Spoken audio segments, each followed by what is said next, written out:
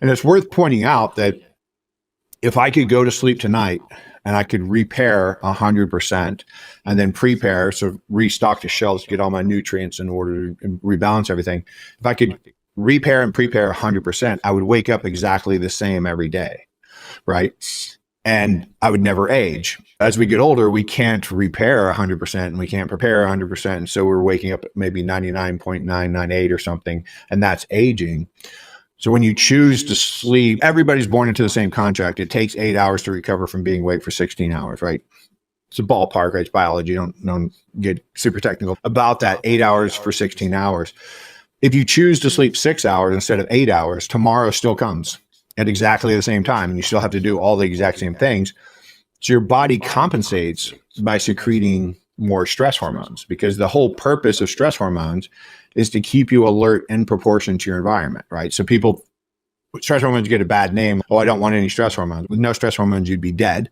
So what you want is appropriate level of stress hormones. But if you short sleep or get poor quality of sleep, then you're going to wake up in the morning with excessive stress hormones. And it's quite possible you'll have excessive stress hormones the whole day. And then you have a hard time falling asleep because your stress hormones are too high. And then you don't sleep well because you had a hard time falling asleep. And now you can't sleep well because your stress hormones are high, and your stress hormones keep going higher because you aren't sleeping well. That's the most common type of insomnia that I work with.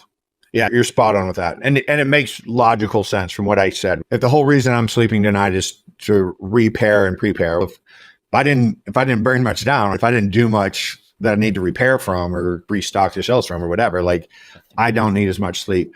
And you're right on, about 7 hours and 15 minutes, somewhere around there is like the minimum effective dose of sleep for 99.9% of the population. But you're right. If I went out and ran an ultra marathon, assuming I could, I don't think, but if I went out and ran a marathon, let's say that, if I ran a marathon today, I'd probably need like 12 hours of sleep tonight. So if you're really overtaxing yourself, and that can be cognitive, that can be emotional, that can be physical, but anything that's like really ramping up your stress hormones and really depleting your stores and inflaming you, especially, the most powerful anti-inflammatory we have in our body is testosterone, and the peak testosterone production, 98% of all the testosterone you produce in 24 hours is during deep sleep, right? And so that's when you're really repairing. So if you're going to be anabolic, the more catabolic you were during the day, the more time you need for the anabolic behavior. The correlation the other way is actually more powerful. As far as your macros, when you're eating your macros, that's really, no, it'll be no surprise to you. That's really dependent upon your metabolic state to begin with, right? If you have insulin sensitivity issues, right? If you're somebody who has a fasting insulin of 45 or something like that, eating carbs before bed is going to be really bad for you, because if you eat carbs close to bedtime, like I'm sure you've probably seen clinically that people who are pre-diabetic, pre-peri-diabetic, or even diabetics who don't control their blood glucose well, they don't sleep very well. And that's because your brain will wake you up with a rapid decrease in blood glucose. And it doesn't matter what it's going from. It could be going from 400 to 300, right? Still ridiculously high. But that sudden decrease will trigger your brain. And the theory behind that is that it's probably like every other mammal on the planet, right? The only time any mammal on the planet sleep deprives themselves is if they're starving to death, or if they're being preyed upon, right? If they're being stalked.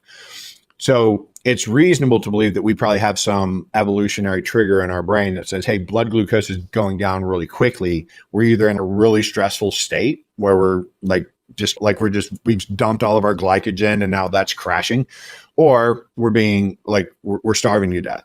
So that will cause an animal to wake up earlier, faster, and it does the same to humans. So it leads to an adrenal response when you get this quick dip in blood glucose. So if you have insulin sensitivity issues and you eat carbs in your bed, there's a good chance you drop fast enough. And like I said, the total doesn't match just the rate of decline.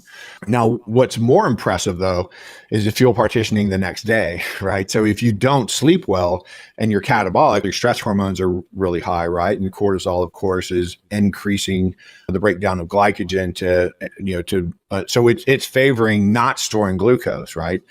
And so you're favoring storage of fat and not storing glucose. So your fuel partitioning changes. You can have the same macros.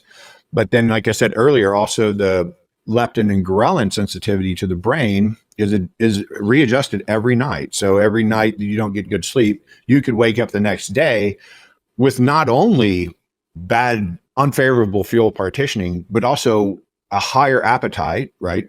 And a higher craving, because of the combination of those two, a higher craving for fats and glucose, right? If I'm starving to death, if I'm going into famine, my brain wants glucose. And then my body wants to store as much fat as I possibly can because maybe I'm going into famine. And so I'm going to crave sugar and I'm going to crave fat. And I think that's where the donut comes from, right? It's like we're going to fry up some sugar bread and get lots of fat in there and so forth. Yeah, the correlation goes both ways. And the same is true for sleep and everything else, sleep and exercise and sleep and stress mitigation throughout the day. Everything's negatively impacted by sleep, and then poor lifestyle, or lack of sleep, I should say, and then poor lifestyle choices impact your ability to sleep.